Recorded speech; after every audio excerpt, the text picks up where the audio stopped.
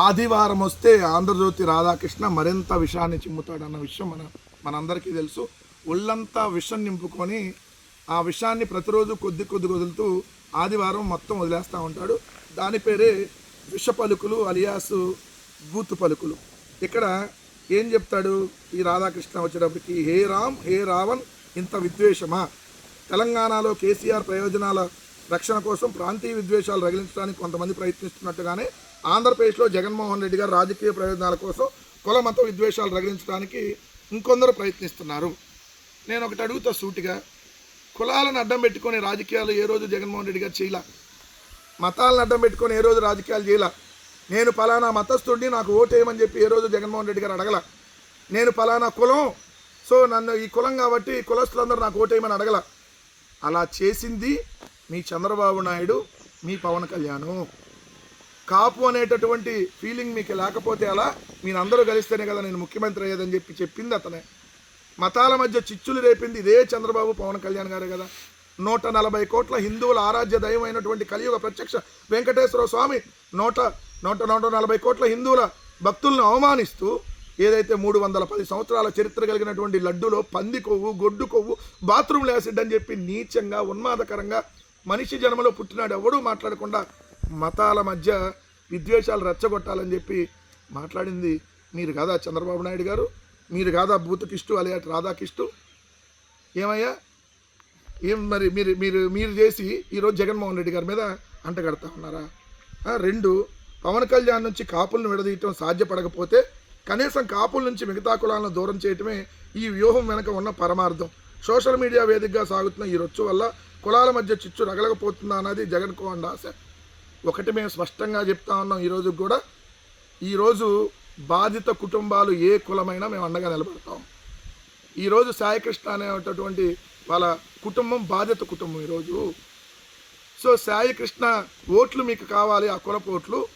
ఏమయ్యా కాపు కులస్తుల ఓట్ల కోసమేమో ఏదైతే పవన్ కళ్యాణ్ని పైకి లేపేసి మీరు కాపులకు సంబంధించి ఆ రోజు రాసినటువంటి వార్తలు, ఈరోజేమో ఏదైతే కాపులకు సంబంధించి ఇన్ని దాడులు జరుగుతున్నాయి ఎక్కడ మీ పత్రికలో వార్తలు రావే రాధాకృష్ణ? ఏదైతే కాపు సామాజిక వర్గానికి సంబంధించినటువంటి అక్కడ శ్రీకాళహస్తిలో కోట వినూతకు సంబంధించిన దాని మీద ఆమె ప్రైవేటు వీడియోలు బొజ్జల సుధీర్ రెడ్డి ఎమ్మెల్యే తీశాడని చెప్పి ఆమె బయటకు వస్తే మరి దాన్ని బ్యానర్ వార్త వేసి దాని మీద విచారణ చేయమని ఎందుకు అడగల? ఒక కాపు ఆడబిడ్డ కదా, ఒక మహిళ కదా, మరి ఆ ప్రైవేట్ వీడియోలు తీయడం తప్పు కదా, మరి ఎందుకు మాట్లాడలా? సో ఈరోజు కులాలను అడ్డం పెట్టుకొని ఏదైతే మీరు రాజకీయాలు చేస్తూ ఉన్నారో మేము ఏ రోజు రాజకీయాలు చేయలేదు. ఒకటి స్పష్టంగా చెప్తా ఉన్నాం, ఈరోజు కాపు సామాజిక వర్గానికి అన్యాయం చేసింది ఈ రాష్ట్రంలో ఎవరైనా ఉన్నారంటే అంతకుముందు చంద్రబాబు నాయుడు గారు, ఇప్పుడు పవన్ కళ్యాణ్ గారు. సో కాపులని బీసీల్లో జాయిన్ చేస్తానని చెప్పి ఏదైతే వాళ్ళని నమ్మించి మోసం చేసి అదే ముద్రగడ పద్మనాభం గారిని ఏదైతే వాళ్ళ కుటుంబాన్ని లంబూతులు తిట్టి చిత్రహింసలకు గురి చేసింది మర్చిపోయారా?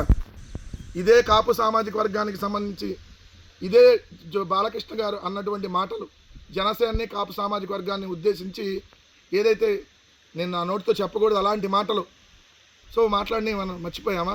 అలాగా అని శంకర్ జాత్ అని ఈ విధంగా తిట్టించి ఈరోజు ఎలా నీచంగా మళ్ళీ రాధాకృష్ణను వార్తలు రాస్తున్నాం. భాషలను యాషలను కించపడటం ఎలా అభ్యంతరకరమో హిందూ మత గ్రంథాలను అవమానించడం కూడా అంతే ఆక్షేపణీయం. ఏ మత గ్రంథాన్ని అవమానించినా ఆక్షేపణీయమే. అది హిందూ మత గ్రంథమా, క్రిస్టియన్ మత గ్రంథమా, బైబుల్ అయినా ఏదైతే ఖురాన్ అయినా భగవద్గీత అయినా దేనిని అవమానించినా కూడా తప్పే. మరి పరమ పవిత్రమైనటువంటి లడ్డును కూడా అవమానించడం తప్పే కదా, మరి రాయాలి కదా. ఇన్నిన్ని దాడులు జరుగుతూ ఉంటాయి హిందూ దేవాలయాల మీద, మరి ఎందుకు ఈ ప్రభుత్వాన్ని ఒక్కరోజు కూడా క్వశ్చన్ చేయం? జీసస్ను సిలువ చేసి చంపిన మనుషులే దాని తర్వాత ఈయన మళ్ళీ దీంట్లోకి వెళ్ళిపోయాడు. జన సైనికుల నుంచి వచ్చిన ఒత్తిడి వల్ల కావచ్చు, మరో కారణం వల్ల ఏమో తెలియదు కానీ రావణ్ని అరెస్ట్ చేసే విషయంలో ప్రభుత్వం తొందరపాటు ప్రదర్శించింది. ఉపా చట్టం కింద రావణ్ అరెస్ట్ చేయడానికి ఇప్పుడు చూపుతున్న ఆధారాలనే ప్రారంభంలో చూపించి అరెస్ట్ చేస్తుంటే అతనికి బెయిల్ వచ్చేది కాదు. ప్రభుత్వం తొందరపడిందన్న అపవాదం వచ్చేది కాదు. రావణ్ లాంటి వారి వెనుక జగన్ అనుకో ఉన్నారా లేదన్న విషయమై ప్రజలకు ఇప్పుడు స్పష్టత వచ్చింది. ఎవరు అంగీకరించినా అంగీకరించకపోయినా ఆంధ్రప్రదేశ్లో మెజార్టీ క్రైస్తవులు జగన్మోహన్ రెడ్డికి అండగా ఉంటున్నారు.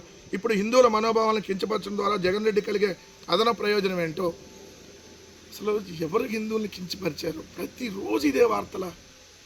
జగన్ గారు ఏ రోజన్నా బూట్లు వేసుకొని పూజలు చేశాడా చంద్రబాబు నాయుడు లాగా? జగన్ గారు ఏ రోజున్నా ఏదైతే హిందూ దేవాలయాలని ఏమైనా కూల్చాడా? చంద్రబాబు నాయుడు కూల్చినట్టు. జగన్ గారు చంద్రబాబు నాయుడు కూల్చిన హిందూ దేవాలయాలను జగన్ గారు నిర్మించారు. మరి ఎట్లా జగన్మోహన్ రెడ్డి గారు మీకు ఏదైతే హిందువుల మనోభావాలను దెబ్బతీసినట్టు? 29 మందిని పుష్కరాల్లో చంపిన నీచుడు, 40 గుళ్ళు విజయవాడలో కూల్చిన దుర్మార్గుడు ఎవరు? చంద్రబాబు నాయుడు కాదా? 1000 కాళ్ళ మండపాన్ని కూల్చిన దుర్మార్గుడు ఎవరు? చంద్రబాబు నాయుడే కదా. మరి అతను కదా హిందువుల ద్రోహి. జగన్మోహన్ రెడ్డి గారు ఏ రోజు కూడా ఏ మతాన్ని కించపరచలేదు. అయ్యా తిరుమల లడ్డులు అట్లాంటి కలవవు, దయచేసి తప్పుడు ప్రచారం చేసి ఆ దేవుడి ప్రతిష్టను దిగజార్చొద్దని చెప్పాడు. కానీ దిగజార్చింది ఎవరు? చంద్రబాబు నాయుడు గారు. దిగజార్చి ఎవడన్నా మనుషులు ఎవడన్నా బాత్రూమ్ యాసిడ్ కలిపారని చెబుతారని ఇలాంటివి మాట్లాడితే ఆ రోజు ఏమయ్యో రాధాకృష్ణ? కొద్దిగా సిగ్గు లేదా నీకు ఆ రోజు?